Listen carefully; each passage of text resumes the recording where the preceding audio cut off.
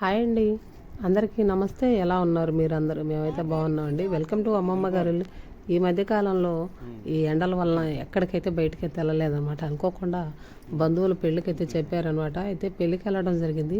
అక్కడికి వెళ్ళిన తర్వాత ఈ బాయ్ అయితే చూశాను. బాయ్ చూసేసరికి నాకు చాలా సంతోషం. అంటే మేము చిన్నగా ఉన్నప్పుడు ఇలాంటి బావిలు ఎక్కడ పట్టినా కనిపించేవన్నమాట.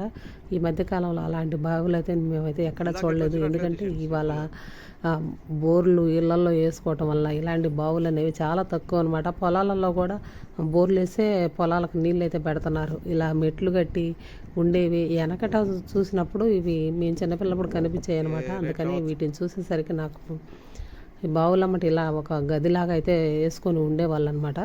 ఆ గదులన్నీ లోపల ఏమైనా ఉంటాయని చెప్పేసి జాగ్రత్తగా చూసుకొని బయటకు అయితే వచ్చి చూసేసరికి చాలా బాగా అనిపిస్తుంది. ఎందుకంటే చాలా రోజుల తర్వాత చూస్తున్నాను కదండి ఇలాంటి బావులు. కొంచెం ఎక్కడో కొద్దిగా అది ఒక ఆనందం అనేది కొద్దిగా అయితే కనిపిస్తుంది అనమాట.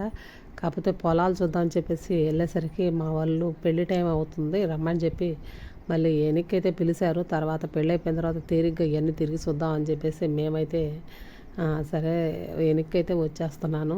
ఈ పంట పొలాలు ఈ పచ్చదనం చాలా బాగా అనిపిస్తుందండి. ఎందుకంటే మనకి ఎప్పుడు ఇల్లు పిల్లలు ఇదే సరిపోయిద్ది అనమాట. ఎప్పుడన్నా ఇలా బయటికి వెళ్ళినప్పుడు చాలా బాగా అనిపిస్తుంది. మీ అందరికీ వీడియో నచ్చితే లైక్ చేయండి. దీనికి తోడు కూడా ఇక్కడైతే ఒక ఉయ్యాలైతే కట్టారనమాట పిల్లలు ఊగడానికి. అంటే మా బాబాయ్ గారు పొలమేనమాట అది. ఆ పొలంలో ఇలా ఉయ్యాలు ఊగుతుంటే చాలా బాగా అనిపించిందండి.